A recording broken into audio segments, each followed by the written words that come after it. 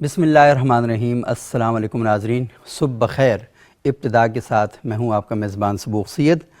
अल्लाह करे कि आपकी सुबह इंतहाई खुशगवार रहे और आपका दिन यूं ही हंसता मुस्कराता चमकता धमकता और कह के बिखेरता रहे।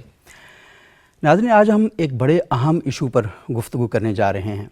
आपने देखा होगा कि हमारे बुज़ुर्ग लोग जो हैं और गली महल्लों में जब भी गुफ्तगू होती है, घरों में गुफ्तगू होती है, तो हमारी जो बड़े लोग हैं, बुज़ुर्ग जिन्हें हम कहते हैं, उन्हें एक शिकायत होती है और वो शिकायत ये होती है कि हमारी नई नस्ल जो है ना, ये अजीब व गरीब किस्म की नस्ल है और वो परेशान रहते हैं कि ये अपनी तहज़ीब से दूर होती जा रही है, ये अपनी सक़ाफ़त से दूर होती जा रही है, ये अपनी अक़दार से दूर होती जा रही है। और नौजवानों को अजीब व गरीब किस्म के गिले हैं। वो ये कहते हैं कि ये क्या फ़रसूदा गुफ्तगू की जा रही है। नौजवानों को ये प्रॉब्लम है कि हमारे जो बड़े हैं इन्हें पता ही नहीं कि हालात तब्दील हो चुके हैं, दुनिया कहाँ से कहाँ पहुँच चुकी है और इनकी बातें देखो। तो इस तरह की गुफ्तगू आए रोज़ हम सुनते हैं। बड़ों को शिकवे हैं, छोटों को भी शिकवे हैं। तो आज हमने कहा कि क्यों ना इन शिकवों पर मबनी एक प्रोग्राम किया जाए और देखा जाए कि क्या वाकई ये जो इल्ज़ाम तराशियाँ एक दूसरे के दामन में चुभोई जा रही हैं, ये वाक़तन ऐसी हैं भी या नहीं।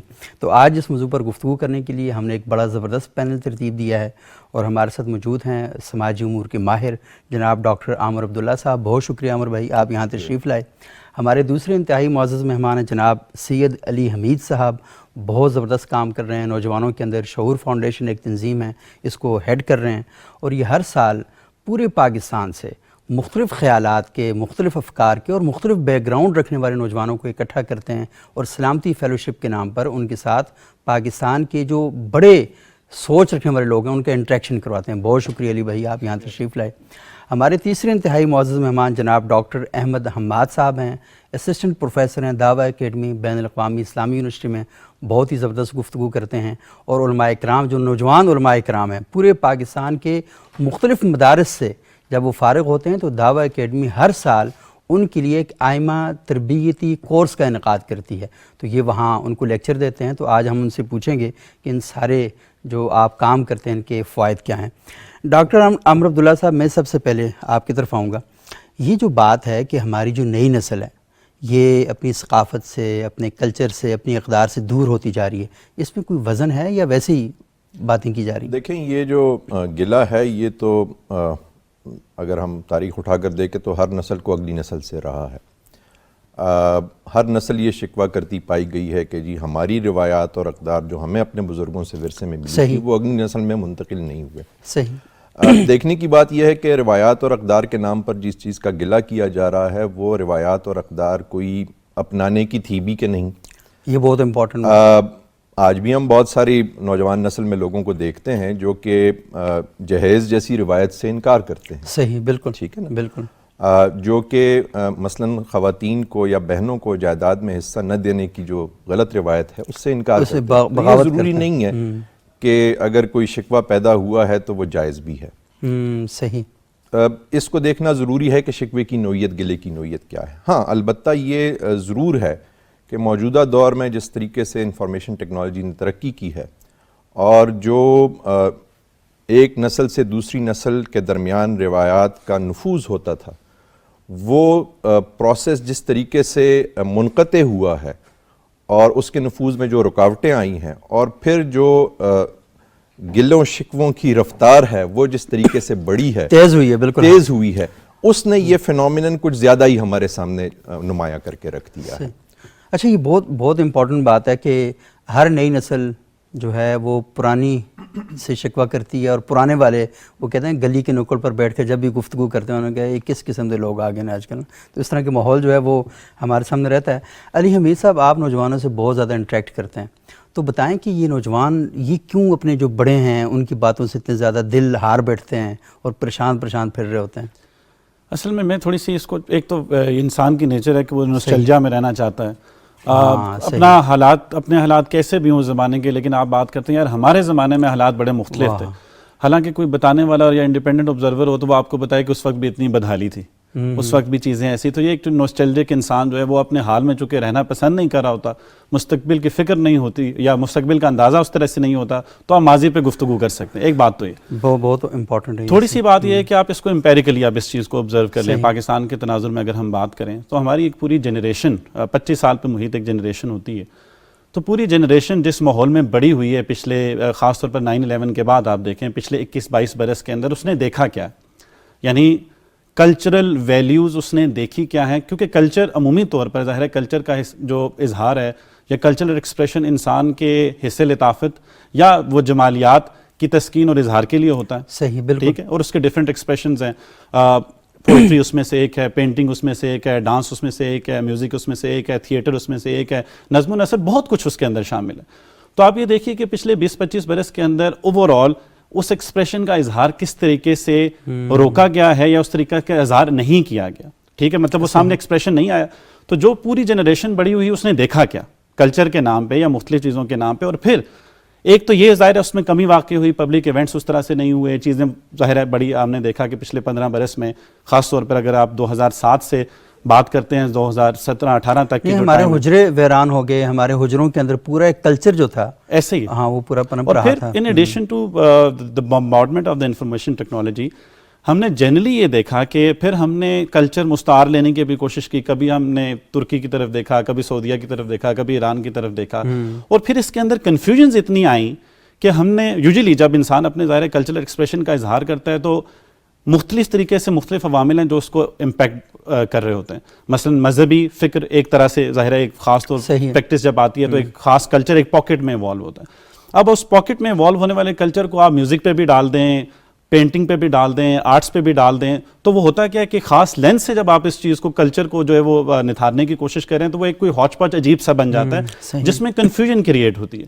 تو ینگ آدمی جب میوزک سنتا ہے یا آرٹس یا کلچرل ایکسپریشنز ڈفرینٹ جب اس کے سامنے آتے ہیں تو وہ مسلسل ایک خاص گلٹ کا بھی شکار ہو رہا ہوتا ہے کہ یہ چیز جو میں کر رہا ہوں اصلاً تو یہ مجھے نہیں کرنی چاہیے, یہ گناہ ہے. لیکن مختلف اس طرح کی چیزیں ہیں. تو کیونکہ ظاہر ہے انسان کی ایکشن کے اندر ڈفرینٹ طرح کے ان پٹس ہیں نا, جو اس کے رویے کا, اس کے اظہار کا, یا کہہ لیجیے کہ اس کی فرسٹریشن کا باعث بن رہے ہیں. جب آپ ان کو الگ الگ کر کے دیکھیں گے تو آپ کہیں گے کہ یار وہ اگر جو تھوڑی بہت چیزیں ہیں بھی تو وہ کھل کے نہ تو اظہار کر پا رہا ہے نہ اس کو انجوائے کر پا رہا ہے, تو ریزلٹنٹلی اس کے اندر بھی ایک فرسٹریشن ہے. ان ایڈیشن ٹو وہ روایات جیسے ڈاکٹر صاحب نے ذکر کیا جہیز کی روایات ہیں یا مختلف ایسی روایات ہیں جس سے جب دنیا چونکہ مزید کنیکٹڈ ہو گئی تو آپ کہتے ہیں یار دنیا میں یا سویلائز دنیا جس کو آپ کہتے ہیں وہاں پہ تو یہ ڈسکشن ہی نہیں ہے. We need to rise above that.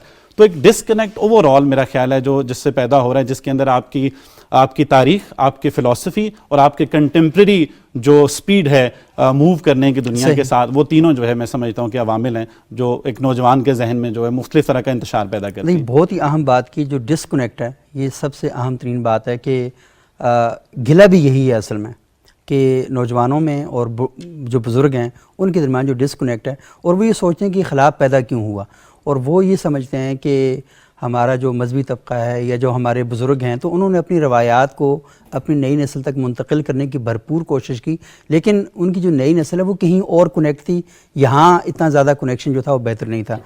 Doctor Ahmad Hammad صاحب, میں آپ سے جاننا چاہوں گا کہ آپ ہر سال آئمہ ٹریننگ کورس کرتے ہیں, ملک بھر سے نوجوان علماء آپ کے پاس آتے ہیں, اور عموماً یہ سمجھا جاتا ہے کہ ہماری ثقافتی اقدار, ہماری تہذیب, اس کے بچاؤ میں جو سب سے اہم کردار ادا کرتے ہیں وہ ہمارے منبر و محراب کرتے ہیں, ہماری مساجد, ہمارے مدارس, ہماری خانقاہیں, وہ یہ سارا کام کرتی ہیں اور سوسائٹی کو جوڑتی بھی ہیں, اور ایک جو ڈسکنیکشن کی بات ہو رہی ہے اس کو ختم بھی کرتی ہیں. تو مجھے بتائیں کہ کتنا بڑا کردار ہے اس سارے عمل میں ان کا. جی بہت شکریہ سبوق بھائی. بسم اللہ الرحمن الرحیم. سب سے پہلے تو ڈاکٹر صاحب کی موجودگی میں گفتگو ذرا مشکل مرحلہ ہے, لیکن کوشش کروں گا کہ اپنے جو بہت تجربات ہیں آپ کے سامنے رکھ سکوں. یہ بھی اصل میں یہ تہذیب کا ایشو ہے نا کہ بڑوں کی موجودگی میں چھوٹے بات نہیں کرتے, لیکن میرا خیال یہ کہ سب سے اچھا اور بہترین طریقہ یہی ہے کہ بڑے بیٹھے ہوں اور چھوٹوں کو بھی بات کرنی چاہیے اور ان کو اپنے اظہار کا حق دینا چاہیے, کیونکہ جب گھر میں اظہار کا حق نہیں دیا جاتا پھر بچہ کہیں اور جا کر اظہار کرتا ہے, پھر وہ ڈسکنیکشن پیدا ہو جاتا ہے. جزاکم اللہ. اظہار کا حق تو آپ نے بہت خوب دیا ہوا ہے, اللہ خوش رکھے آپ کو. اصل میں سبوق صاحب میں عرض کروں گا کہ یہ جو منبر و محراب کا اس میں جو تعلق ہے وہ بہت گہرا تعلق ہے، یعنی نوجوان نسل اصل میں کمیونیکیشن گیپ ہی ہے نا، جو میں ابھی تک سمجھا ہوں آپ کی گفتگو سے، جو بڑے اور چھوٹے جو نسل ہے، نوجوان نسل ہے، اس میں اور بڑوں میں روایات اور ثقافت اس کو اپنانے میں اور اس کو اس میں اصل جو مسئلہ ہے وہ کمیونیکیشن کا ہے، یا تو وہ صحیح انداز میں جو اپنی روایات تھیں، اپنا کلچر تھے، اس کو کمیونیکیٹ نہیں کر پائے، اور جنہوں نے بہتر انداز میں کمیونیکیٹ کر دیا ہے اس کو نوجوانوں نے اپنا لیا ہے، اور جو نوجوانوں نے اپنا لیا ہے وہ بزرگوں کے لیے قابل قبول نہیں ہے۔ اور جو منبر و محراب ہے اس کا انہوں نے نوجوان نسل کو جو سنوارنا تھا، اس کے لیے جو میتھڈولوجی اپنائی ہے نا، میں سمجھتا ہوں کہ وہ قابل تصحیح ہے، اس میں درستگی اور اس میں اصلاح کی ضرورت ہے۔ جو وہ فکر دینا چاہتے ہیں میرا خیال ہے کہ ظاہر ہے اس میں بھی رسوخ نہیں ہے، لیکن اصل میں جو تشدد اس جو مدارس سے اور مساجد سے، جو منبر و محراب سے جو آواز اٹھتی ہے، اور اس میں جو تشدد ہوتا ہے اور ڈائریکٹ حلال اور حرام کی طرف لے جایا جاتا ہے، اور ظاہر ہے کہ نوجوان ہے، اس کے جذبات ہیں، اس کی شہوات ہیں۔ رسول اللہ صلی اللہ علیہ وسلم کے دور میں بھی نوجوان آئے ہیں، اپنے اپنے مسائل لے کر آئے ہیں۔ اللہ کے رسول صلی اللہ علیہ وسلم نے نفسیات کو دیکھا ہے، اس کی طبیعت کو پرکھا ہے، اس کے مطابق اس کا حل دیا ہے، اس کو مطمئن کیا ہے۔ لیکن ہمارے اندر میرا خیال ہے کہ حکمت کا فقدان ہے، باتیں درست ہیں، فکر ٹھیک ہے، اور ایک جگہ پر کہیں فکر میں رسوخ اس کی بھی کمی تو ہے۔ عام جو محلے کے، اسلام آباد کی مساجد کی بات نہیں میں کر رہا، لیکن جو محلے میں دور دراز گاؤں میں مساجد ہیں، وہاں کے جو علماء ہمارے پاس آتے ہیں، میں ایک بات عرض کروں گا کہ یہ ایک عامل ہے، اس کو یہ مت سمجھا جائے کہ یہی ایک عامل ہے جو نوجوانوں کو دور کر رہا ہے اپنی ثقافت سے، اپنے کلچر سے یا دین سے بیزار۔ یہ ایک عامل ہے، دوسرے بھی عوامل ہیں، لیکن یہ جو اصل عامل ہے، اس میں اصلاح کی اس قدر ضرورت ہے کہ اس میں جو تشدد کا جو پہلو ہے نا، وہ نوجوانوں کو اور دور کر رہا ہے۔ جو اسلامی اقدار ہیں، مذہبی اقدار ہیں، کلچر ہے، اس سے دور کر رہا ہے، اور کنفیوژن کا شکار ہے نوجوان۔ ابھی جو بات ہو رہی تھی کہ اصل میں یعنی جب مسجد میں جاتا ہے وہاں پر اس کو ایک خاص کلچر کی طرف بلایا جاتا ہے، خاص روایات کی دعوت دی جاتی ہے، جبکہ جو اپنا زیادہ وقت وہ بتاتا ہے سوشل میڈیا پر یا جو ٹی وی چینلز پر یا اپنا جو اپنے گرد کا جو ماحول ہے، بالکل اس میں جو اس کو جس کلچر کی دعوت دی جاتی ہے وہ مختلف ہے۔ تو اس کشمکش اور اس کنفیوژن کی وجہ سے وہ نہ کسی نتیجے تک نہیں پہنچ سکتا، اور اسی کنفیوژن کی وجہ سے، وہ تذبذب کی وجہ سے وہ ایک گیپ سا پیدا ہو گیا ہے بزرگوں سے بھی اور اپنے کلچر سے بھی۔ یعنی جو فرما رہے تھے کہ ایک گلٹ فیل کرتا ہے نا، وہ جو گلٹ فیل کرتا ہے، یا تو اس کا گلٹ نکال دیا جائے، یا پھر یہ ہے کہ اس کی صحیح رہنمائی کر دی جائے۔ اچھا، گلٹ کی بڑی عجیب سی نفسیات ہے۔ آپ یہ دیکھیں نا کہ ہمارے جو نوجوان ہیں جب وہ موسیقی سنتے ہیں، یا علی حمید صاحب نے بتایا کہ وہ اپنے ایکسپریشن کا اظہار کرتے ہیں، اپنا اظہار کرتے ہیں، اور وہ یہ کہتے ہیں کہ رقص جو ہے وہ بھی کرنا چاہیے۔ وہ یہ کہتے ہیں کہ جب ہمارے ہاں تدفین ہوتی ہے، کوئی فوت ہو جاتا ہے، تو اس وقت دکھ کا اظہار بھی کرنا چاہیے۔ تو ہماری ثقافت کے اندر اس کے اظہار کے مختلف طریقے ہیں، اور وہ آپ دیکھ لیں کہ خود پاکستان کے اندر بھی مختلف علاقوں کے مختلف رسوم و رواج ہیں۔ تو اسے کہا جاتا ہے کہ نہیں، یہ ساری رسمیں چھوڑ دو، اور یہ سارے جو رواج ہیں ان سب کو چھوڑ دو، اور تم ایک ایسے رواج کے تحت آ جاؤ کہ جو عربوں کا اور عجم کا سب کا ایک جیسا ہونا چاہیے۔ اور وہ اگر کہیں موسیقی سنتا ہے تو موسیقی سننے کے ساتھ، جیسے انہوں نے کہا کہ وہ ایک گلٹ فیل کرتا ہے کہ بھائی یہ میں کام تو غلط کر رہا ہوں نا، حالانکہ اس کا وہ پورا اس کے جذبات کی پوری تسکین کا اہتمام ہو رہا ہوتا ہے، پوری جذبات کی تشکیل ہو رہی ہوتی ہے، جو کچھ وہ سوچ رہا ہوتا ہے اس کا اظہار ہو رہا ہوتا ہے اس گانے کے اندر۔ لیکن پھر ہمارا کچھ طبقات ایسے ہیں جن کی طرف آپ بھی اشارہ کرتے ہیں، وہی کہتے ہیں دیکھیں اگر ایک نوجوان گانا سن رہا ہے، موسیقی سن رہا ہے، لیکن اس کے ساتھ ساتھ اس کے اندر یہ گلٹ بھی پیدا ہو رہا ہے، تو اس کا مطلب یہ بہت اچھی بات ہے۔ لیکن حالانکہ اس کے اندر ایک منافقت بھی پیدا ہو رہی ہے، یعنی وہ جس چیز کو غلط سمجھ رہا ہے اس چیز کو کر رہا ہوتا ہے۔ تو عامر بھائی آپ تھوڑا سا بتائیں کہ یہ جو نوجوانوں کے اندر اس قسم کا گلٹ ایک پیدا ہو رہا ہے کہ یعنی وہ ایک کام کو غلط سمجھتے ہیں لیکن اسی کام کو کرتے ہیں، اور اس کی اپریسیشن بھی کی جاتی ہے کہ ہاں یہ اچھا ہے، تم غلط کر رہے ہو لیکن تمہیں پتہ ہے غلط ہے، تو ٹھیک ہے، یہ چل سکتا ہے ایسا؟ دیکھیں، دو چیزیں ہیں جن کی وجہ سے یہ یعنی اس کے پیچھے اگر آپ پیچھے جا کر دیکھیں، ایک تو سماجی عدم توازن ہے، ہم نے کچھ چیزوں کو اپنے اوپر سوار کر لیا ہے، اور اظہار رائے کی اور اظہار بیان کی کچھ چیزیں ہیں جو کہ ہم نے اوپر اپنے کچھ قیود لگا دی ہیں، مصنوعی قیود ہیں لیکن بہرحال وہ چلی آ رہی ہیں، اور اس میں ہم غلف کی حد تک آگے بڑھ گئے ہیں۔ دوسری ایک چیز ہے وہ سماجی منافقت ہے.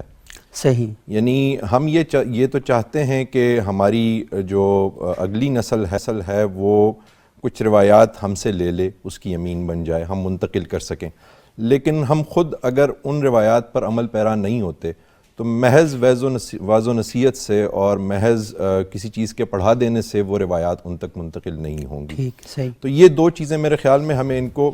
ایک اور چیز جس کی طرف میں لانا چاہوں گا توجہ باقی شرکاء کی بھی, وہ یہ ہے کہ دیکھیں آپ نفوذ کے اور تعامل کے ذریعے سے ایک روایت کو ایک نسل سے دوسری نسل میں منتقل کرتے ہیں. صحیح. ایک انسان کے پاس دن بھر میں 9-10 گھنٹے کا ٹائم ہوتا ہے جس میں وہ یہ انٹریکشن کر سکتا ہے. اس وقت جو جدید تحقیق ہے وہ یہ بتاتی ہے کہ جو آج کا نوجوان ہے وہ کم و بیش 90 میں جب یہ تحقیق ہوئی تھی تو کوئی 4 گھنٹے روزانہ وہ میڈیا کو دیتا تھا. اس وقت جتنا میڈیا اویلیبل تھا.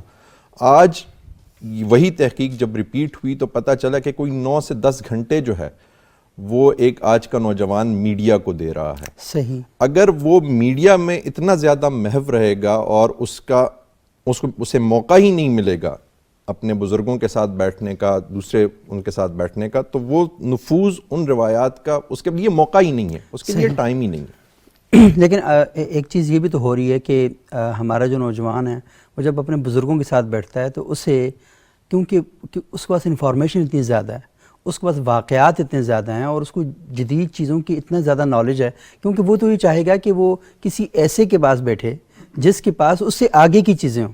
تو اب وہ ایسے بندے کے ساتھ کیسے بیٹھے گا کہ جو بہت پرانی بات کر رہا ہے اور اس کو چیزوں کے بارے میں علم ہی نہیں ہے.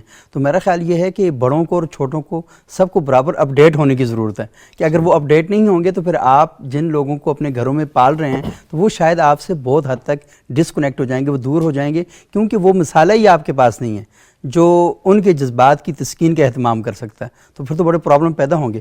علی حمید صاحب یہ بتائیں کہ آپ کا جو تجربہ ہے یہ سلامتی فیلوشپ کا, پورے پاکستان سے آپ بچوں کو اکٹھا کرتے ہیں اور آپ انہیں کیا سکھاتے ہیں؟ کیا یہ موضوع زیر بحث آتا ہے کہ ہماری روایت, ہمارا سماج, ہماری قدریں, ہماری تہذیب, ہماری ثقافت, وہ ڈسکس کرتے ہیں وہاں؟ ہم بہت اچھا سوال ہے. ہم کوشش یہ کرتے ہیں کہ ان کو بنیادی طور پر کرٹیکل تھنکنگ یا تنقیدی فکر جو ہے وہ سکھائی جائے, کیونکہ آپ ٹاپک سے ٹاپک جمپ کر سکتے ہیں. صحیح. لیکن اگر آپ میں ان میں وہ اہلیت پیدا نہیں کر رہے کہ کوئی اور نیا موضوع یہاں سے جانے کے بعد ان کے سامنے آئے تو وہ پھر علی حمید صاحب کو فون کریں کہ اس کے بارے میں کیا کرنا ہے.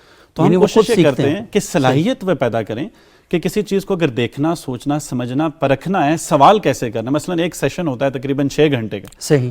وہ صرف اس بات پہ ہے کہ سوال کیسے کیا جائے, سوال کس سے کیا جائے. یہ بہت اہم بات ہے کہ سوال کیسے کیا جائے. کیونکہ ہمارے ہاں جب سوال ہوتا ہے تو آپ جانتے, اکثر آپ میڈیا سے آپ کا تعلق ہے, لوگ سوال کرتے ہیں 3-3 منٹ بولتے رہتے ہیں, پتہ نہیں چلتا کہ جاننا کیا چاہتے ہیں, وہ آخر میں پتہ نہیں سوال ہے کدھر ہے. ایسے ہی وہ ریمارک ہے, وہ کمنٹ ہے, وہ کیا ہے, nobody knows. صحیح. اسی طرح جواب دیتے ہوئے پتہ نہیں کیا, وہ ایک لمبی سی تقریر ہوتی ہے, اس میں پتہ نہیں جواب کہاں ہوتا ہے. تو یہ جو اضافی گفتگو ہے سوال کی جانب سے بھی, جواب کی جانب سے بھی, تو ہماری کوشش یہ ہوتی ہے کہ بنیادی چیزیں کہ سوال ہوتا کیا ہے, یہ کیوں اس کو آدھا علم کہا جاتا ہے. یہ تنقیدی فکر کا مطلب یہ نہیں ہے کہ آپ ایک پیسمسٹک انسان بن کر جو چیز آئے اس پہ آپ ایک نیگیٹو کامنٹری شروع کر دیں. یعنی کرٹیکل تھنکنگ کا مطلب کرٹیک نہیں ہے, آپ صبح شام کرٹیک کرتے رہیں. آپ جانتے ہیں سوشل میڈیا بہت مطلب اس طرح کی شعور امپورٹنٹ ہے کہ تنقید کے ساتھ شعور جڑا ہوا ہے. اور ایسی تنقید کا مقصد ہمیشہ کسی میں سے فالٹ نکالنا نہیں ہے. یعنی ہم اپنا ہائپوتھیسس بناتے ہیں نا, تھیسس کرتے ہوئے کوشش ہوتی ہے کہ بس تحقیق سے ہائپوتھیسس کو سچا ثابت کریں, نہ ثابت کریں تو تھیسس قبول ہی نہیں کرتی یونیورسٹی, حالانکہ اس کا تحقیق کا مقصد تو یہ نہیں ہے. تو بہت سی بنیادی چیزیں, اور اس میں پھر کوشش ہماری کیا ہوتی ہے کہ جب کسی بھی چیز کو آپ ڈسکس کریں, آپ کہتے ہیں کہ جی پچھلی نسل سے جو ہے وہ اگلی نسل میں روایات ٹرانسفر نہیں ہوئی, تو پچھلی نسل کی روایات بھی دیکھ لیتے ہیں. یہ کون سی بہت سی جو ہے وہ 1757 کی بات ہو رہی ہے. آپ ان روایات کا جائزہ لے لیجئے, 1975 سے 2000 تک کی روایات کا جائزہ لے لیجئے کہ تھا کیا. پھر آپ کہتے ہیں اچھا ہوا کہ کچھ روایات ٹرانسفر نہیں ہوئی. یہ دیکھیں نا, ونی, سوارا, کاروکاری, یہ وہ رسمیں تھیں جو ہم نے کہا کہ یہ ہماری ثقافت کا, ہمارے اس کا حصہ ہے. لیکن آج کا نوجوان ان کے خلاف کھڑا ہوا. اور عامر بھائی نے بہت اچھی بات کی کہ جہیز کے خلاف, کیونکہ یہ روایت تو ہمارے بڑوں نے ہمیں دی ہے نا, اور اس کی وجہ سے شادیاں مشکل ہو گئیں, تعلقات رکھنے مشکل ہو گئے. تو میرا خیال ہمارے بڑوں کو بھی دیکھنا چاہیے کہ بہت سی چیزیں بہت بڑی گمراہیاں تھیں. ایسے کرٹیکلی انالائز کرنا چاہیے, اور ہر دور میں یہ کام ہونا چاہیے. صحیح. کیونکہ کلچرل کوئی پرماننٹ فینومنا تو ہے نہیں, یہ ایک ایوالونگ فینومنا ہے نا. جب آپ یہ مان لیتے ہیں کہ جی دیکھیں جی ہماری روایت, جب ایک چیز ایوولوشنری فینومنا آپ اس کو مان رہے ہیں تو گلا کس بات کا کہ وہ روایت ویسی نہیں رہی. صحیح. اس کو ایوالو ہونے کی ضرورت ہے. میڈیا کی بات ہو رہی تھی کہ اب 10 گھنٹے نوجوان وہ دیکھتا ہے, تو اب میڈیا پہ بہت سی ایسی چیزیں, یہ پروگرام بہت سے لوگ اپنے موبائل فون پہ دیکھ رہے ہوں گے. ایسا ہی ہے بالکل. تو جب سوسائٹی اوپر یا نیچے آتی ہے, یا میڈیا یا کوئی آپ کی پارلیمنٹ ہے, کوئی بھی ادارہ ہے, وہ سوسائٹی کا ہی ایک پرتو ہے, اسی کا ایک عکس ہے. ایسا ہو نہیں سکتا کہ سوسائٹی نیچے جا رہی ہو, میڈیا یا باقیوں کی حالات جو ہے وہ اچھے ہو رہے ہوں, کیونکہ ہمہ جہت ہوگا جو ہوگا. صحیح. ہاں, تو ہمیں اگر پورا جسم ہے برابر ترقی کرے گا, بنیادی طور پر اگر ہمیں دیکھنا ہے تو ہمیں سیریس سنجیدہ سوال اٹھانے ہوں گے کہ ہماری جو کلچرل ہسٹری ہے اس کا آغاز کہاں سے ہوتا ہے, ہماری جو فلسفی ہے اس میں مختلف چیزوں کی اہمیت کیا ہے, مذہب سمیت. تو اس پہ میں سمجھتا ہوں کہ ایک نئے دور کو سامنے رکھ کے ایک نئی ڈسوالو ہونی چاہیے, جہاں پہ جس گلٹ فیکٹر کی ہم بات کر رہے تھے وہ بھی ختم ہو, صرف کنٹمپریری یا یونیورسٹی یا اربن نوجوان کے اندر نہیں, مدرسے کے نوجوان کے اندر بھی ختم ہو, اس کے اندر زیادہ ہوتا ہے, آپ یہ سمجھتے ہیں بات. تو بہت سی ایسی چیزیں ہیں جہاں پہ ایک نئے ڈسکشن, نئے ڈسکورس کی ضرورت ہے جو بایو ٹیک اور انفو ٹیک سے ہم آہنگ ہو. صحیح, بالکل. اچھا, یہ بہت ہی اہم بات آپ نے کی ہے, اور یہ سارا نقطہ بہت امپورٹنٹ ہے, لیکن ہم یہاں پر ایک چھوٹا سا ناظرین وقفہ لیتے ہیں. وقفے کے بعد جب آپ کی طرف ہم دوبارہ واپس آئیں گے تو یہ بہت ہی اہم گفتگو ہے, اور ہماری خواہش ہے کہ یہ گفتگو ہمارے ڈرائنگ روم کی زینت بنے, اور جب پیرنٹس اپنے بچوں کے ساتھ بیٹھیں, ٹیچر اپنے اسٹوڈنٹس کے ساتھ بیٹھیں, علماء اپنے مقتدیوں کے ساتھ بیٹھیں, تو ان موضوعات کو زیر بحث لائیں. یہ ہمارے سماج کے, ہمارے معاشرے کے زندہ موضوعات ہیں. اگر ہم ان پہ گفتگو نہیں کریں گے تو یہ گفتگو باہر نہیں ہونی, یہ ہمارے اندر ہی ہونی ہے. وقفے کے بعد دوبارہ ملتے ہیں.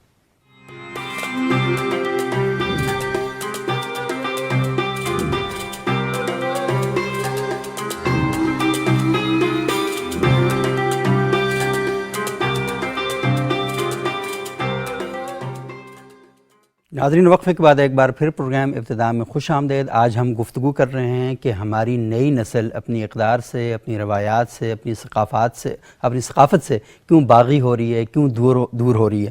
ڈاکٹر احمد حماد صاحب, آپ تھوڑا سا مجھے اس پہلو کے بارے میں بتائیں کہ ہم یہ دیکھ رہے ہیں کہ ہمارا جو مذہبی طبقہ ہے تو وہ یہ بیج لگاتا ہے کہ معاشرے کے اندر اس نے فلاح کی بات کرنی ہے, خیر کی بات کرنی ہے, سوسائٹی کو آپس میں جوڑنے کی بات کرنی ہے, توڑ کی بات نہیں کرنی, نفرت کی بات نہیں کرنی, اور آپ نے پہلے بھی ذکر کیا کہ اس تشدد کی بات نہیں کرنی.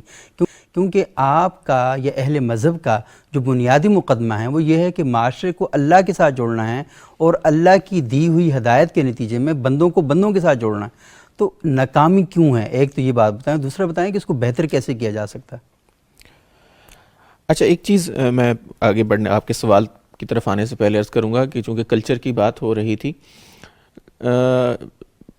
ہمیں بطور مسلمان, چونکہ اہل مذہب کی آپ بات کر رہے ہیں, تو اسلامی جو مذہب ہے, مذہب اسلام ہے, دین ہے, اس کو حجاز کا جو عرب کا جو کلچر تھا اس کو جب اسلام کا حصہ بنا لیا گیا نا, جس کو اسلام کا حصہ بنا دیا گیا ہے اور دین کا حصہ بنا دیا گیا ہے, اس کلچر کو چھوڑنے میں یا اپنانے میں جس بھی سطح پر اس کو کہا گیا ہے کہ اس کو چھوڑنا ہے یا اس کو رکھنا ہے, وہ پھر دین کا حصہ بن جاتا ہے. بہرحال اس پر پھر گفتگو ایک اور طرف نکل جائے گی, نقطہ بڑا اہم ہے, یہ ایک اور طرف نکل جائے گی بات. اچھا, آپ نے جو بات فرمائی ہے میں اس پر عرض کروں. دیکھیں, پھر میں عرض کروں گا کہ میں صرف اہل مذہب کی کمزوریوں کا ذکر اس لیے کر رہا ہوں چونکہ میں اس سے میرا تعلق ہے, ٹھیک ہے. باقی اس کے علاوہ جو عوامل ہیں وہ اپنی جگہ پر ہیں. مثلا جو حکومتی سطح پر جو عوامل ہیں, جو میڈیا کی یلغار ہے, اسی طرح ہم مغرب کو برا نہیں کہتے, وہ ظاہر ہے وہ یکسو ہو کر ان کا مقصد یہ ہے, وہ اپنے مقصد پر لگے ہوئے ہیں, وہ اپنا کام کر رہے ہیں. ہم یہ نہیں کہہ سکتے کہ وہ پروپیگیٹ کر رہے ہیں یا اسلام کی تحقیر کر رہے ہیں یا اسلام کو برا بھلا کہہ رہے ہیں یا اسلام کو مطلب نیچا دکھا رہے ہیں, اور جو نوجوان ہے وہ ان کی باتوں سے مطمئن ہو کر ان کے پیچھے لگا ہوا ہے, وہ اپنا کام کر رہے ہیں. ہمارے اینڈ پر کمی یہ ہے کہ ہم ان کی یلغار کا انہی کے انداز میں جواب نہیں دے سکے ہیں. مثال کے طور پر جو مغرب ہے یا اہل مغرب ہے یا ان کا جو فلسفہ ہے وہ یہ ہے کہ جو انسان جو بزنس مین, جو معاشی ان کا نقطہ نظر ہے وہ یہ ہے کہ جس سے زیادہ پروفٹ حاصل ہو، معاشرے کو یا افراد کو زیادہ سے زیادہ اس سے پروفٹ حاصل ہو، قطع نظر کہ وہ حلال ذرائع سے ہے یا حرام ذرائع سے ہے، جبکہ اسلامی نقطہ نظر بھی ہے اس معاشی لحاظ سے. لیکن وہ بھی تو خیر اس کے اندر بھی تو یہ چیز رکھی ہوئی ہے نا کہ ہاں آپ نے حلال حرام کی بحث خیر اپنی جگہ پر ہو سکتی ہے، لیکن یہ چیز ان کے ہاں بھی موجود ہے کہ ایک تہذیب ہے اور آپ نے یہ چیزیں سیٹ کر کے رکھی ہوئی ہیں کہ نہیں، آپ نے جو آمدنی ہے، میرا خیال ہے کہ ہم سے زیادہ تو ان کے ہاں شاید یہ چیزیں پائی جاتی ہیں کہ اگر کسی نے کوئی کرپشن کی ہے یا کوئی ناجائز ذرائع سے کوئی چیز کمائی ہے تو فوری طور پر احتساب ہوتا ہے وہاں پہ. وہ بالکل وہ اپنی جگہ پر ہے. میں یہ عرض کر رہا ہوں کہ وہ یعنی ان کے ہاں یہ کہ ان کے ہاں تصور حرام و حلال اور ہو سکتا ہے. ہاں تصور حلال و حرام اور ہے. دوسرا یہ کہ کامیابی کا معیار یہ ہے کہ بس آپ نے زیادہ سے زیادہ ایسٹ، میں یہ نہیں کہہ رہا کہ کرپشن سے، بہرحال یہ کہ آپ نے مطلب کوشش کرنی ہے کہ زیادہ سرمایہ سرمایہ جس کے پاس زیادہ ہے تو اس کی ویلیو جبکہ اس نقطہ نظر کی جو ہمارے اسلامی نقطہ اسلام بالکل بھی، بلکہ ایک روایت میں ہے کہ بعض گناہ ایسے ہیں کہ ان کا کفارہ اسی صورت میں ممکن ہے کہ آپ زیادہ کمائیں. کیوں؟ مثال کے طور پر آپ بیوی کے حقوق، گھر والوں کے حقوق ادا نہیں کر پا رہے ہیں، اپنی سستی اور کاہلی کی وجہ سے ان کے حقوق کی ادائیگی نہیں کر پا رہے، ان کے جو ضروریات ہیں ان کو پورا نہیں کر پا رہے، تو آپ کو یہ تشجیع ہے کہ آپ زیادہ کمائیں تاکہ ان کے حقوق کی ادائیگی ہو سکے. تو میں عرض کر رہا تھا کہ جو مغرب کی جو پروپیگنڈا ہے وہ اپنی جگہ پر، لیکن ہماری طرف سے نوجوان کو مطمئن نہیں کیا جا رہا. اس میں ایک وجہ ہماری اپنی عملی کمزوری ہے. ہم جو آواز مسجد سے سنتے ہیں یا جو میں گفتگو کرتا ہوں، میرا خیال ہے کہ اپنے عمل میں اس سے تھوڑا سا دور ہوں. میرا خیال ہے کہ عموماً یہ بات کی جاتی ہے کہ جو مغرب کے لوگ ہیں بہت زبردست ہیں، بہت صفائی پسند ہیں، بہت دیانتدار ہیں، لیکن وہ کلمہ نہیں پڑھتے. بھائی تم تو کلمہ پڑھ رہے ہو نا، آپ تو پڑھ رہے ہو تو آپ وہ سارے کام کر دو. آپ نے پڑھ لکھ کے اگر کلمے کا مقصد پورا نہیں کیا تو ان پر یہ کس بات کا شکوہ ہے یا ان کو کیوں بیج لگا رہے ہیں آپ وہاں پہ جا کے. اچھا یہ گفتگو بہت اہم ہے اور اس حوالے سے بھی اس میں بہت زیادہ ضرورت ہے کہ ہم اپنی جو نئی نسل ہے جس پہ ہم یہ اعتراض کرنے جا رہے ہیں کہ وہ یہ نہیں کری وہ نہیں، میں بتاؤں کہ بہت سے معاملات میں ہماری نئی نسل بہت بہتر ہے. کچھ کا ذکر عامر بھائی نے بھی کیا کہ جہیز کے ایشو پر میں بتاؤں کہ سوریا پر ہی پورے پیجز چل رہے ہیں اور اس میں کئی لاکھ لوگ جو ہیں جو روزانہ یہ وعدہ کرتے ہیں کہ میں اس وعدے کے ساتھ شامل ہو رہا ہوں کہ میں جہیز نہیں لوں گا، میں عورتوں کا جو حق ہے وہ کروں گا، احترام کروں گا. آپ نہیں سوچ سکتے کیونکہ یہ ساری چیزیں پہلے بھی ہو رہی تھیں ہماری سوسائٹی کے اندر، لیکن اب نوجوان کھڑا ہو رہا ہے. وہ کہتے ہیں نہیں یہ ظلم ہے، یہ زیادتی ہے، میں اس کے خلاف کھڑا ہوں گا. وہ سوشل میڈیا پر جاتا ہے، ٹرینڈ بناتا ہے اور لاکھوں لوگ اس ٹرینڈ میں جا کر حصہ لیتے ہیں اور پھر اس کی مذمت کرتے ہیں وہاں پہ جا کے. خامیاں بھی ہوں گی اس کے ساتھ. نہیں دیکھیں مسئلہ میں وہی بات عرض کر رہا تھا کہ یعنی ہم گفتگو کی حد تک بہت اچھا لگتا ہے ہمیں، لیکن کیا وجہ ہے؟ آپ بھی فرما رہے ہیں، نوجوان ٹرینڈ بھی بنا رہے ہیں، اس کے باوجود یہ مسئلہ ابھی جوں کا توں ہے. اس کا حل پھر کیا ہے؟ اس کا حل میرا خیال ہے کہ پھر یہاں پر پھر حکومت کی یا قیادت کی ذمہ داری یہاں پر عائد ہوتی ہے کہ اس کے لیے یعنی جب اہل مذہب بھی اس کو برا سمجھتے ہیں، نوجوان بھی برا سمجھتے ہیں، اس کے باوجود وہ چیز کیوں معاشرے میں موجود ہے؟ وہ اس کی جانب میں علی حمید صاحب نے تھوڑا سا اشارہ کیا تھا کہ جب آپ اپنے نوجوانوں کو یہاں مقامی ہیرو پیدا کرنے کے بجائے مجھے بتایا نا کہ میں آپ سے پوچھوں، آپ سب لوگ میری رہنمائی کریں کہ اس وقت ہماری سوسائٹی میں اخلاقی حوالے سے، سماجی حوالے سے، شعور کی بہتری کے حوالے سے کون ہمارا لیڈر ہے، تو ہمیں بتایا جاتا ہے کہ فلانے ملک کا جو فلانا مولوی صاحب ہے اور فلانے ملک کا جو فلانا سیاسی لیڈر ہے نا، آپ اس کو اپنا ہیرو بنا لیں. مجھے بتائیں میری مٹی کیا ہیرو جنہ بن کر دیا اس نے؟ میری مٹی جو ہے وہ یہاں سے اتنے زبردست قسم کے لوگ پیدا ہوئے ہیں، لیکن آپ نے ان لوگوں کو کبھی ویلیو نہیں دی. آپ نے ان لوگوں کو بالکل نیچا کر کے یہاں پر دکھا دیا. تو نتیجہ اس کا یہ بنا کہ ہم اپنی سوسائٹی میں اپنے بچوں کو، اپنی نسل کو وہ ہیرو دے نہیں سکے. میں ڈاکٹر عامر عبداللہ صاحب تھوڑا سا مجھے بتائیں کہ انہوں نے ایک بات کی کہ ہماری حکومت اور قیادت اس کا فقدان ہے. تو یہ بات تو بہت اہم ہے کہ حکومت کو چھوڑ دیں، ایک طرف کر دیں، لیکن قیادت جس نے ہماری سوشل لیول پہ، سماجی سطح پر ہماری قیادت کرنی ہے، کوئی ایسے لوگ ہیں آپ کو نظر آتے ہیں پاکستان میں؟ میرے خیال میں یہ ہماری بدقسمتی ہے کہ سماجی سطح پر ہمارے ہاں وہ قیادت نہیں ابھر سکی. وجہ اس کی کئی وجوہات ہیں، ظاہر ہے کہ وہ تو پھر ہمیں اس میں جانا پڑے گا. صحیح. ایک چیز یہ ہے کہ ہم یعنی وہ آپ کی فیملی سے، آپ کی کمیونٹی سے وہ چیزیں ابھرتی ہیں، اس پر علی حمید صاحب زیادہ ماہرانہ تبصرہ کر سکتے ہیں. ہم جب روایات کی بات کرتے ہیں، منفی روایات کا بھی ذکر ہوا. میرے خیال میں کچھ ایسی روایات ہیں جس کے بارے میں ہم مثلا اس وقت زیادہ ہمیں تشویش میں مبتلا ہونا چاہیے کہ اگر وہ آگے نہیں گئیں. مثلا مہمان نوازی کی ہمارے ہاں ایک بہت بڑی روایت ہے. مثلا ہمارے ہاں اپنے بڑوں بزرگوں کی بڑی عمر میں جا کر ان کی خدمت کی ایک روایت ہمارے ہاں موجود ہے. یا مثلا ہم بڑے چھوٹوں کا جو ہمارے ہاں ایک حفظ مراتب ہے، ایک جو رسپیکٹ ہوتی ہے ہمارے ہاں، وہ یہ ایسی روایات ہیں جن کے لیے ہمیں تشویش میں مبتلا ہونا چاہیے کہ یہ آگے جا رہی ہیں یا نہیں جا رہی. میرے خیال میں اگر کمیونٹی کے لیول پر ہم کوئی ایسی مینٹورشپس جو ہیں، ایسے رول ماڈلز چھوٹے چھوٹے کمیونٹیز کی سطح پر ہم ڈیولپ کر سکیں، ایوالو کر سکیں، اور علی حمید صاحب جیسے لوگ اس میں آلریڈی یہ کام کر رہے ہیں، تو میرے خیال میں یہ معاشرے کی ایک بہت بڑی خدمت ہوگی کہ یہ چیزیں جو ہیں، اور یہ میں دوبارہ کہوں گا کہ یہ کوئی پڑھانے سے نہیں ہوں گی، وعظ و نصیحت سے نہیں ہوں گی، یہ خود رول ماڈل بن کر دکھانے سے ہوں گی. صحیح، بالکل صحیح. اچھا، یہ بہت اہم بات ہے کہ جب تک آپ سوسائٹی کے اندر نا خود کوئی بندہ مطلب کہ رضاکارانہ طور پر کھڑا نہیں ہوتا اور صرف وہ یہ باتیں کرتا رہتا ہے کونے میں بیٹھ کر جی کہ فلاں یہ کر رہا ہے، فلاں یہ کر رہا ہے، اور اس کے بجائے اگر وہ اپنی کلاس میں اپنے بچوں کے سامنے لیڈر نہیں بنتا.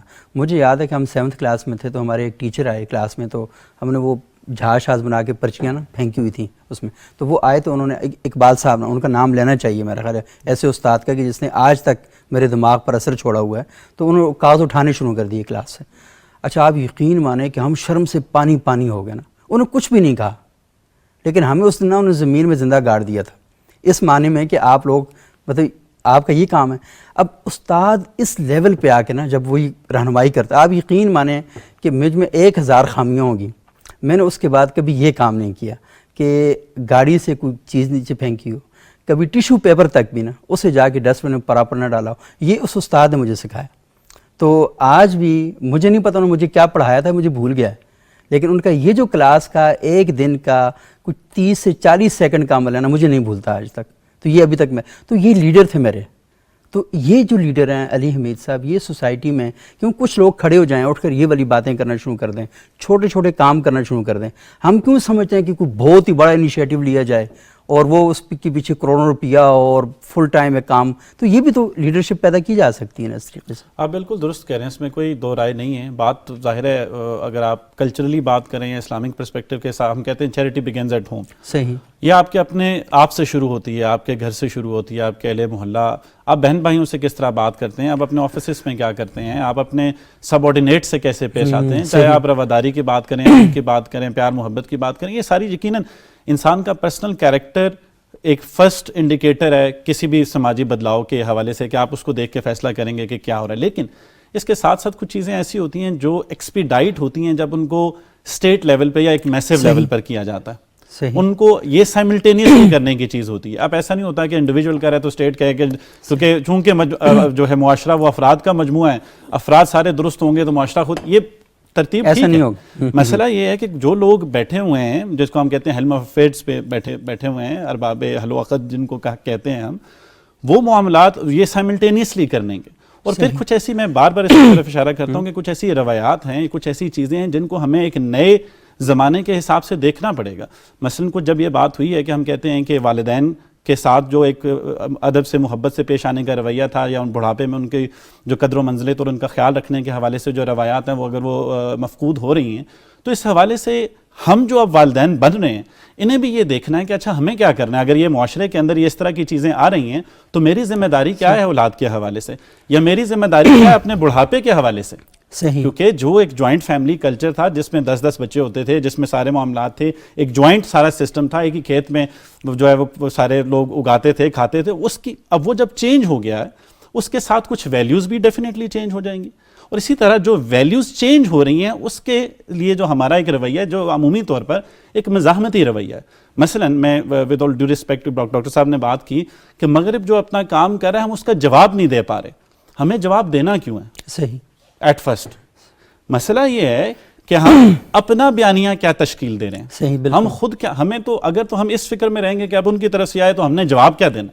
اس فکر نے یہی کیا ہے کہ یہ فکر ہمیشہ سے ان کی طرف سے کوئی ڈیولپمنٹ آئی، چاہے وہ ریڈیو کی تھی، چاہے وہ ٹیلی ویژن کی تھی، چاہے وہ ایئر پلین کی تھی، چاہے وہ لاؤڈ سپیکر کی تھی. ہمارا رویہ کیا ہے؟ بڑے اچھے طریقے سے ایگزامپلز جانتے ہیں، ساری ایگزامپلز دی جا سکتی ہیں. چاہے آج جو ہے وہ آپ کو مطلب مریخ پر جانے کے جس حوالے سے بھی ہمارا ان کے ساتھ ایک مزاحمتی رویے میں، ہمیں دنیا کے ساتھ مزاحمت میں آنے کے بجائے ایک کنسولیڈیٹڈ بیہیویئر میں آنا ہے، کہ جہاں پہ ہم نے یہ دیکھنا ہے کہ اس کا مطلب اور مقصد قطعاً یہ نہیں ہے کہ ہم اپنی جو انٹرنزک ویلیوز ہیں ان کو ہم بھول جائیں، ان کو چھوڑ دیں، لیکن اس کے ساتھ ساتھ ہم نے یہ دیکھنا ہے کہ ہم تو کہتے ہیں حکمت مومن کے گمشدہ میراث جہاں سے ملے لے، تو ہمارا ایک مزاحمتی رویہ کیوں ہے خاص طور پر کچھ نیشنز کے حوالے سے. So that needs to be addressed. اور پھر میں یہ کہوں گا کہ ینگ لوگ جب آپ بات کریں گے ویلیوز کی، تو ویلیوز ڈرا آپ کی ہسٹری اور فلاسفی سے ہوتی ہیں. ایکشن ڈیفینیٹلی، لیکن ایکشن کو کوئی چیز ڈرائیو بھی تو کرتی ہے. صحیح، بالکل. میں پورا ایک تاریخی پس منظر، اگر آپ اس پس منظر کو چھوڑ کے آپ یہ سمجھیں گے کہ آج واز اور لیکچر دینے سے معاملات حل ہو جائیں گے، اور اس تاریخی پس منظر کو صبوح صاحب، اس تاریخی پس منظر کے لیے آپ کو اتنی صدیاں درکار نہیں ہیں. اب نئے ٹولز کو استعمال کرتے ہو، اب ایک انفوگراف کی صورت میں آپ سمجھا سکتے ہیں کہ یہ مسئلہ کیا تھا. اب ایک 3D اس کی صورت میں وہ ہیلوجنس کیا بولتے ہیں ان کو، صورت میں آپ پوری ہسٹری دکھا دیتے ہیں کہ دس از ہاؤ اٹ ورکڈ. تو آپ اس نئی ٹیکنالوجی کو نو کہنے کی بجائے آپ اس سے استفادہ کریں. اور وہ جو غلطیاں ہوئی ہیں، ہر نیشن آپ کو پتہ ہے کہ اپنی پرانی غلطیوں پر معافی بھی مانگ چکی ہے. بڑے پچھلے 10-12 سالوں میں بہت سے لوگوں نے، ہیڈ آف دا اسٹیٹس نے معافیاں بھی مانگی ہیں، چیزیں بھی ہوئی، کیونکہ دنیا بدل رہی ہے. انہوں نے پتہ ہے کہ اس چیز کو مانے بغیر، کیونکہ اگر وہ مانیں گے نہیں، معافی نہیں مانگیں گے، اس کی تصحیح کی طرف نہیں جائیں گے، انہیں پتہ ہے کہ وہ جو کلچر یا ویلیو جو ہم آگے لے کے جانے کی کوشش کریں اس میں خلا رہے گا. صحیح. اور دیکھیں یہ بہت اہم بات آپ نے کی کہ قومیں کھڑی ہوتی ہیں جب ان کو پتہ چلتا ہے کہ ان کی ہسٹری میں ان سے غلطیاں ہوئی ہیں اور وہ معافی مانگتی ہیں. اور دیکھیں قرآن میں بھی ایک آیت میں کہ جب آپ سے کوئی غلط کام ہو جائے تو ہمیں جو سب سے پہلی بات کی جاتی ہے کہ تابو واصلحوا وبینوا، کہ توبہ کرو، اپنی اصلاح کرو اور پھر بیان کرو کہ آپ نے غلطی کیا کی تھی. کیونکہ غلطی کا جب تک آپ نہیں کلیئر کریں گے کہ یہ غلطی تھی، کیونکہ آپ جو کانفلکٹ کی ایک ایسی فضا قائم کر دیتے ہیں کہ جو پھر آگے بھی صدیوں چلتی رہتی ہے. تو اس سے بہتر عمل کیا ہو سکتا ہے کہ آپ سے غلطی ہوئی ہے، آپ فوراً معافی مانگ لیں. اور جو آپ نے کہا کہ حکمت مومن کی گمشدہ میراث ہے، تو اصل میں حکمت ہے کیا؟ تو یہی ہے نا کہ آپ نے اپنے آپ کو اس کانفلکٹ سے فوری طور پر نکال دیا. اگر آپ اس میں رہیں گے 70 سالوں سے، 200 سالوں سے، 1400 سالوں سے اور 5000 سالوں سے، تو کبھی بھی مسائل حل نہیں ہوں گے. ہم نے یہ سمجھ لیا نا کیونکہ حکمت گمشدہ ہے بس ٹھیک ہے، یہ میراث گمشدہ ہے. پھر یہ کرنا پڑے گا. اچھا احمد عماد صاحب، آپ تھوڑا سا یہ بتائیں کہ ہم اپنی جو نوجوان نسل ہے، دیکھیں یہ جو ساری بات ہم نے کی ہے یہ تو ہر جگہ ہو رہی ہے، پازیٹیو بھی اور نیگیٹو بھی، ہر حوالے سے اس پر بات ہمارے سامنے آ رہی ہے. کیا بنیادی چیزیں ہیں کہ جو ممبر و محراب کے ذریعے اسکول میں، کالج میں اور گھر میں ان تک پہنچائی جائیں، بجائے اس کے کہ ہم شکوے کریں، ہم کو پریکٹیکل کام کریں، ان تک کیا باتیں ان کے سامنے کریں، کیا چیزیں لے کر آئیں؟ صبوح بھائی، آگے بڑھنے سے پہلے پھر چونکہ ایک سوال بیچ میں آ گیا گفتگو سے، میں نے جو عرض کیا تھا اس میں یہ تھا کہ جو مغرب کے وہ مثال کے طور پر ظاہر ہے کہ مغرب یہ چاہتا ہے، بات ہو رہی تھی نا کہ وہ کنفیوزڈ کیوں ہے نوجوان. کنفیوزڈ اس لیے ہے کہ یہاں پر جو اس کو تعلیمات دی جا رہی ہیں اس کے اندر مغرب کی طرف سے شکوک اور شبہات کھڑے کیے جاتے ہیں. جب مغرب کی طرف سے شکوک اور شبہات کھڑے ہوتے ہیں تو ظاہر ہے کہ جو نوجوان ہے اب اس شعور ہے، باشعور ہے، عقل مند ہے، اس کے پاس وہ ذرائع ہیں، وہ خود مطالعہ کرتا ہے، دیکھتا ہے ان چیزوں کو. میں یہ عرض کر رہا تھا کہ جن معاملات میں یعنی اسلامی مصادر ہیں، اسلامی روایات ہیں، ان کے اندر اگر وہ تشکیک پیدا کرتا ہے تو اس کا جواب ظاہر، اس کا جواب تو ضروری ہے نا، مطمئن تو کرنا ہے نا نوجوان کو. باقی وہ کیا کرتا ہے، ان کی کیا تہذیب اور ثقافت ہے، میں اس کی بات نہیں کر رہا تھا، نہ ان کا جواب دینے کی ضرورت ہے. آپ نے جو بات کی ہے اوورآل میں بات کرنا چاہوں گا کہ کسی بھی معاشرے میں، مطلب نوجوان معاشرے کا ایک اہم حصہ ہے. اس کو مطمئن کرنے کے لیے یا اس کی گرومنگ کے لیے یا اس کو یکسوئی کے لیے یا اس کا نوجوانوں سے اپنی روایات سے تعلق قائم کرنے کے لیے، میں جب بھی یہ روایات ثقافت کی بات کرتا ہوں تو میں اسلامی روایات کی بات کر رہا ہوں، یہ ذہن میں رکھیے گا. تو اس کے لیے ضروری ہے کہ ہم 6 انسٹیٹیوشن ہیں، اب ان کو کیسے مضبوط کرنا ہے، اور ممبر و محراب کا اس میں کردار کتنا ہے اور میڈیا کا کردار کتنا ہے، نیز اس جو قیادت ہے اس کا کردار کتنا ہے، وہ ان سے متعین کیا جا سکتا ہے. قرآن مجید جو تاریخ ساز بھی ہے، تہذیب ساز بھی ہے، اور اخلاق کو یعنی اخلاق کی ایک با کردار انسان چاہتا ہے. اس قرآن مجید کا جو مطلوب انسان ہے، قرآن مجید کی تفہیم کے لیے اور کوشش کرنے کی ضرورت ہے. یہ کہاں سے ہونی ہے؟ یہ منبر و محراب سے ہونی ہے یا یہ جو اہل حل و عقد ہیں انہوں نے ادارے قائم کرنے ہیں؟ اور اسی طرح رسول اللہ صلی اللہ علیہ وسلم کے ساتھ جو تعلق ہے وہ جو سطحی نہیں ہونا چاہیے جو اس وقت ہمارا ہے. اس کو جو رسول اللہ صلی اللہ علیہ وسلم کے ساتھ جو عملی نوعیت کا تعلق ہے نا وہ قائم کرنے کی اور اس کو مضبوط کرنے کی ضرورت ہے. یہ مضبوط کیسے کرنا ہے؟ یہ منبر و محراب سے آواز اٹھنی چاہیے. اور اسی طرح گھر میں خاندان میں ماں کا کردار، اور اسی طرح معاشرے میں مسجد کا کردار، اور حکومت کی سطح پر مدرسے کا کردار. یعنی قرآن سے تعلق، رسول اللہ صلی اللہ علیہ وسلم سے عملی نوعیت کا تعلق، پھر خاندان میں ماں کا کردار، پھر معاشرے میں مدرسے کا کردار، پھر مسجد کا کردار، اور آخر میں قیادت کا کردار. یہ اگر اپنے کردار کو سمجھ لیں اور نوجوان کو وہ توجہ دیں جس کے وہ مستحق ہیں، تو انشاءاللہ یہ گیپ بھی ختم ہوگا اور اس کے اندر یکسوئی بھی آ جائے گی، جس کی وجہ سے پھر انشاءاللہ معاشرہ خود بخود صحیح منہج پر پنپنے لگے گا. یہ تو بہت اسلامی حوالے سے آپ نے یہ بات کہی ہے اور بہت ضروری ہے. لیکن مذہب کا اوور آل کردار ہے، کیونکہ پاکستان میں ہندو بھی رہتے ہیں، یہاں سکھ بھی رہتے ہیں، یہاں پر مسیحی برادری کے لوگ اور دیگر کئی مذاہب بھی رہتے ہیں. اور لازمی جتنے بھی مذاہب ہیں یہ سوسائٹی کے اندر جو کام کرتے ہیں وہ یہی کرتے ہیں کہ نوجوانوں کو اپنے مذہب کے ساتھ، مذہب اقدار کا مجموعہ ہے اور مذہب ہمیں بتاتا ہے کہ آپ نے اٹھنا بیٹھنا کیسے ہے، آپ نے سوسائٹی کے اندر ایک بہتر معاشرت کیسے قائم کرنی ہے، آپس کے جو تعلقات ہیں انہیں کیسے مینیج کرنا ہے. تو یہ ساری چیزیں ہمیں سکھائی جاتی ہیں. ہمارے ساتھ جو بنیادی المیہ ہے، کیونکہ یہ جو سوال میں بحیثیت مسلمان کر رہا ہوں تو یہاں پر کوئی مسیحی اینکر بحیثیت مسیحی بھی کرتا ہے، وہ بحیثیت سکھ بھی کر رہا ہے. سب کو یہ ہے کہ ہم سب کے جو چراغ ہیں جو اس وقت ٹمٹما رہے ہیں اور تیز ہوا چل رہی ہے، اور وہ جو تیز ہوا ہے ہم نے اپنی نسل کو کیسے اس تیز ہوا کے جھونکوں سے بچانا ہے. اور تو یہ اصل میں بہت بڑا ایک بنیادی سوال ہے. اور آپ نے کہا کہ کچھ ادارے اور کچھ جو انیشیٹو ہیں وہ ہمیں لینے چاہیے، لیکن میرا خیال ہے سب سے امپورٹنٹ بات ایک یہ بھی ہے کہ ہمیں جو نصاب پڑھایا جا رہا ہے وہ خالصتاً ہمیں ایک پیشہ ور انسان تو بناتا ہے، لیکن وہ ہمیں اخلاق یافتہ پیشہ ور انسان جو ہے وہ بنانے میں شاید کہیں نہ کہیں کوئی کمی یا کوتاہی ہو رہی ہے.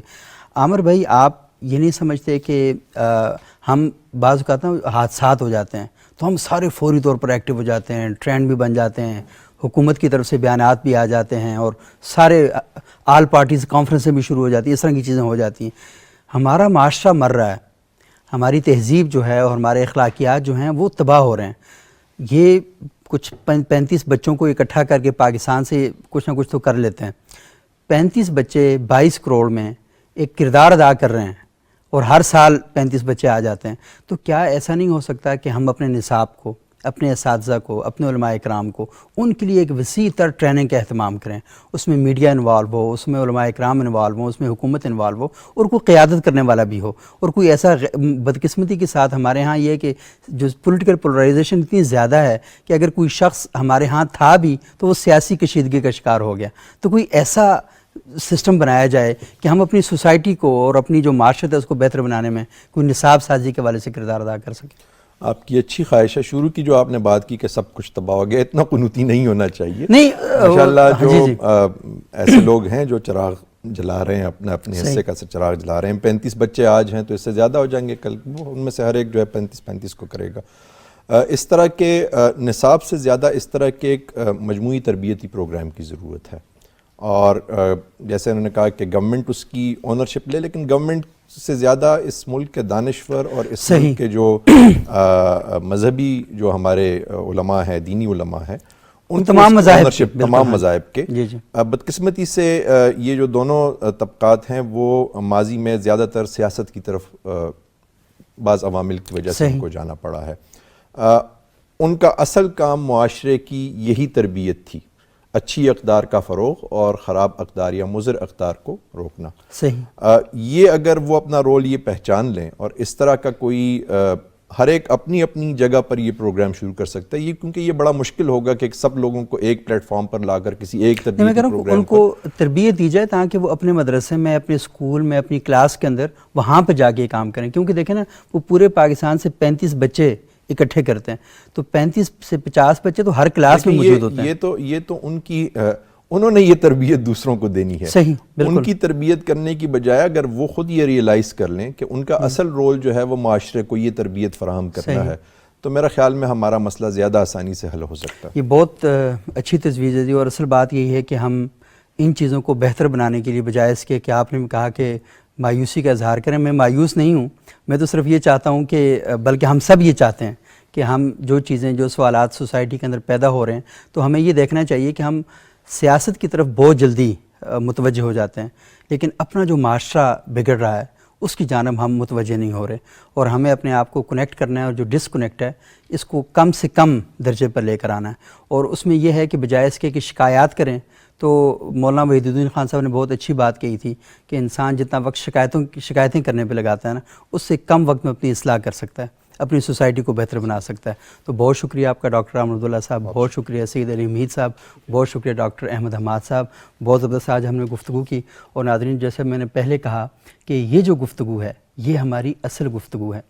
ہم زیادہ وقت اس گفتگو کو اگر دیں اور ان چیزوں کو حل کرنے کے لیے ہم گفتگو کریں، اور حل کرنا بھی کوئی شاید اتنی بڑی بات نہیں ہے، اصل چیز یہ ہے کہ اس پر بات ہونی چاہیے اور اس مسئلے پہ لوگوں کو حساس بنانا چاہیے. تو میرا خیال ہے بہت سے ہمارے جو ایشوز ہیں، ہمارے مسائل جو ہیں وہ حل ہو سکتے ہیں اگر ہم اپنے مسائل کو زیر باس لاتے رہیں. بہت شکریہ.